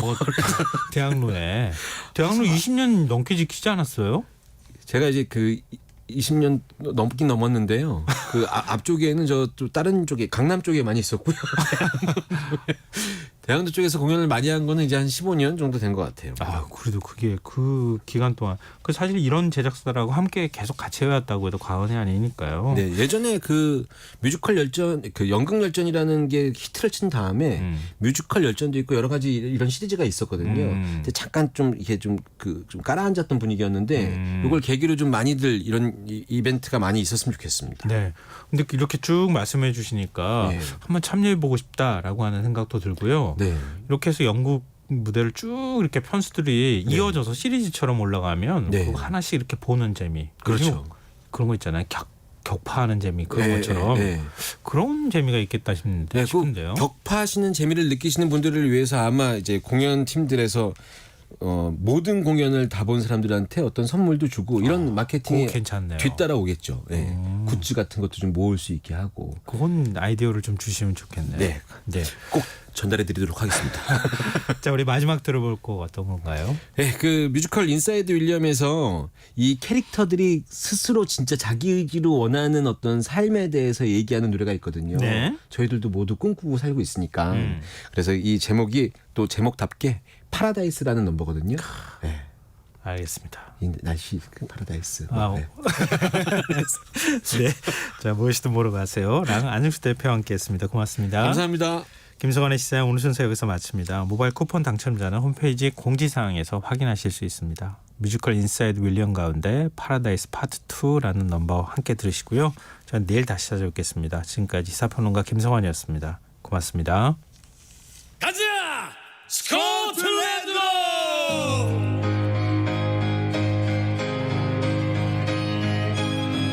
천 개의 마음을 가진 작가 나는 주인공 그 마음으로 펜을 잡아 나를 알아 별들을 바라보는 눈이 나는 별 마치 한 송이 꽃 같아 나는 꽃 화려한 절정에 이르면 시들어 그 찬란했던 순간도 기억 속에서 잊혀지겠지